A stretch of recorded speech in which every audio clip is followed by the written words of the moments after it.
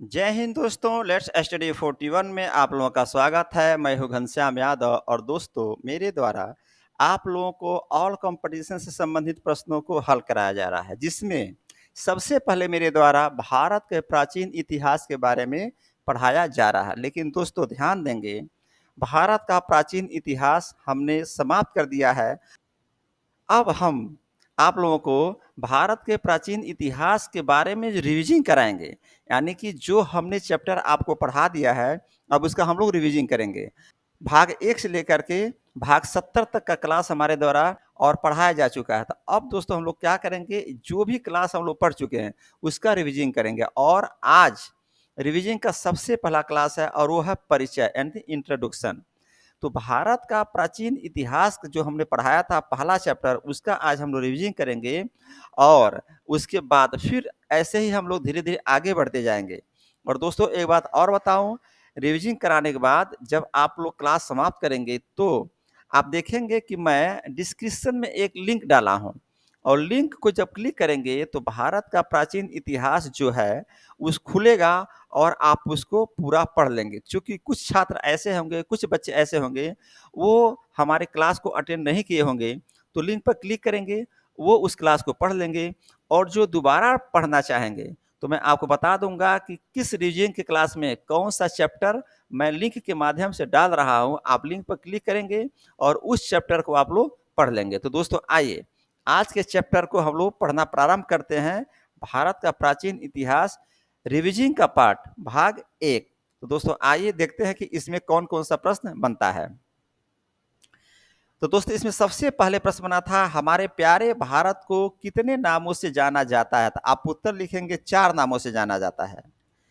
पहला नाम है आर्यवर्त, दूसरा नाम है भारत, तीसरा नाम है इंडिया, चौथा नाम है हिंदुस्तान। और दोस्तों मैं आपको बताऊं, वैसे तो भारत को यानी मेरे प्यारे देश भारत को कई नामों से जाना जाता है, लेकिन ये जो 4 नाम है ये प्रचलित नाम है, इसलिए हम लोग 4 नाम का जिक्र करते हैं। तो हमारे प्यारे देश भारत को 4 नामों से जाना जाता है। नेक्स्ट क्वेश्चन, हमारे प्यारे देश भारत का नाम आर्यवर्त कैसे पड़ा? तो उत्तर लिखेंगे, हमारे प्यारे देश भारत का नाम आर्यवर्त उत्तर भारत में बसने वाले आर्य लोगों के नाम पर पड़ा था। ध्यान देंगे, उत्तर भारत में बसने वाले आर्य लोगों के नाम पर हमारे प्यारे देश का नाम आर्यवर्त पड़ा था। और आप यहाँ पर देखेंगे मैं आर्य लोगों का एक पिक लगाया हूँ।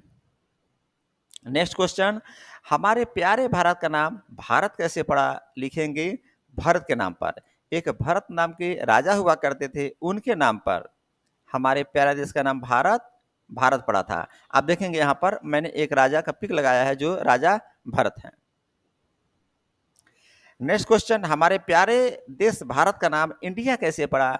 आप लिखेंगे ग्रीक यूनानियों के द्वारा रखा गया था। आप देखेंगे यहाँ पर मेरे द्वारा ग्रीक यूनानियों का पिक लगाया गया है, और पिक मैं इसीलिए लगाता हूँ कि जब आप पिक देखेंगे तो दिमाग में एक पिक्चर बन जाएगी, एक चित्र बन जाएगी, और वो आपको भूलेगा नहीं।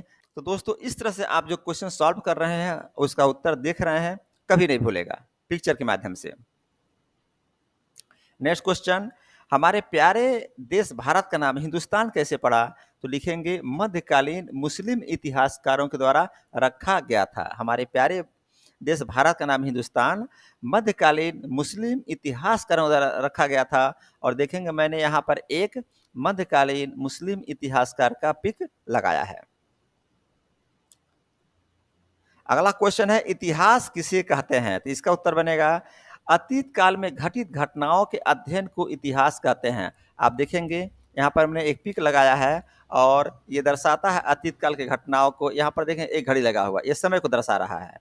और दोस्तों एक बात और बता दूं, अतीत काल में घटने वाली घटनाओं को इतिहास कहते हैं, लेकिन किस घटना को इतिहास कहते हैं? तो दोस्तों ऐसी घटना जो उस समय के सामाजिक, आर्थिक एवं राजनैतिक स्थिति पर प्रकाश डालती है, उससे इतिहास कहते हैं। यानी कि अतीत काल में घटित घटनाओं के अध्ययन को इतिहास कहते हैं, लेकिन जिस समय घटना घट रही है उस समय के आर्थिक, सामाजिक एवं राजनैतिक स्थिति पर प्रकाश डालती हो, उससे इतिहास कहते हैं।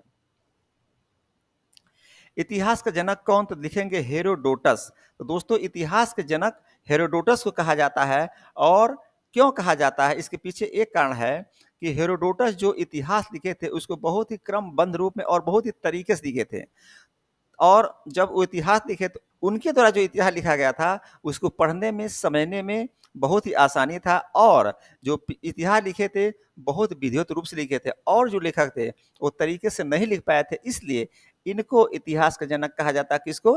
हेरोडोटस को। इतिहास को कितने भागों में बांटा गया? लिखेंगे 3 भागों में, प्रागैतिहासिक काल, आद्य ऐतिहासिक काल, ऐतिहासिक काल। प्रागैतिहासिक काल का देखेंगे चित्र लगाए हैं, जो कि आखेटक का काम करते थे ये लोग, कोई नहीं काम था इन लोगों का। जंगल में जाते थे, जानवर मारते थे और खा जाते थे। उसके बाद आया था सिंधु घाटी सभ्यता, जो कि आद्य ऐतिहासिक काल है। यहाँ पर दोस्तों जो सभ्यता थी वो नगरीय सभ्यता हुआ करती थी। उसके बाद आया ऐतिहासिक काल और इस समय दोस्तों पूरी तरह से लोग लिखना पढ़ना सब जान गए थे, तो इसे बोलते थे ऐतिहासिक काल। प्राग ऐतिहासिक काल को कितने भागों में बांटा गया? लिखेंगे 2 भागों में, पहला पाषाण काल, दूसरा ताम्र पाषाण काल। पाषाण काल में बात वही हुई दोस्तों, ये लोग आखेटक का काम करते थे और ताम्र पाषाण काल में दोस्तों तांबे का बर्तन का खोज हो गया था। आप देखेंगे यहाँ पर तांबे के बर्तन का मैंने पिक लगाया है। आद्य ऐतिहासिक काल में कौन सी सभ्यता आती है? आप लिखेंगे हड़प्पा एवं सिंधु सभ्यता आती है। ऐतिहासिक काल को कितने भागों में बांटा गया? तो दोस्तों 3 भागों में, पहला प्राचीन भारत, दूसरा मध्यकालीन भारत और तीसरा आधुनिक भारत। देखेंगे यहाँ गलती से मध्यकालीन भारत लिखा गया है, ये आधुनिक भारत होगा। और दोस्तों प्राचीन भारत 712 एडी तक का जो टाइम होता है वो प्राचीन भारत में आता है और मध्यकालीन भारत 712 एडी से लेकर 1707 एडी तक का जो टाइम होता है ये मध्यकालीन भारत में आता है और आधुनिक भारत में 1707 एडी से लेकर के 1947 तक का जो टाइम आता है ये आधुनिक भारत में आता है। और देखेंगे आप लोग प्राचीन भारत, मध्यकालीन भारत एवं आधुनिक भारत का मेरे यहाँ और आधुनिक भारत का मैंने यहाँ पर एक पिक लगाया है। नेक्स्ट क्वेश्चन है, प्राग ऐतिहासिक काल में मानव किसी लेखन और लिपि से परिचित था या कि नहीं? आप लिखेंगे सीधे नहीं, क्योंकि उस समय कुछ नहीं जानता, केवल ये आखेटक का काम करता था, जंगल में जाता था, जानवरों को लोग मारते थे और खाते थे, इसलिए ये पढ़ना लिखना कुछ नहीं जानते थे। आद्य ऐतिहासिक काल में मानव किसी लेखन और लिपि से परिचित थे या नहीं? तो लिखेंगे लिपि से परिचित थे लेकिन उसे पढ़ा नहीं जा सका।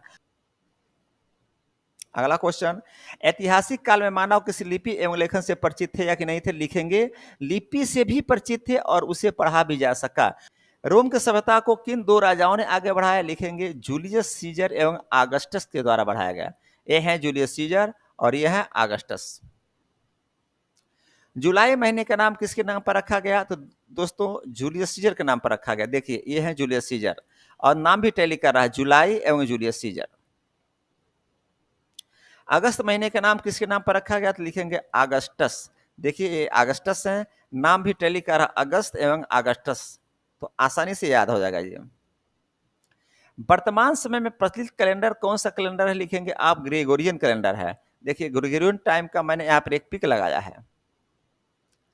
और आज का अंतिम प्रश्न बनता है, ग्रेगोरियन कैलेंडर किस धर्म गुरु के जन्म वर्ष पर आधारित है? आप उत्तर लिखेंगे ईसाई गुरु ईसा मसीह के जन्म वर्ष पर आधारित है। आप यहाँ देखेंगे मैंने एक पिक लगाया है ईसा मसीह जी का, जिनको कि क्रॉस पर लटकाया गया है। तो दोस्तों इस प्रकार आज हमने भारत का प्राचीन इतिहास भाग 1 का रिवीजन करा दिया।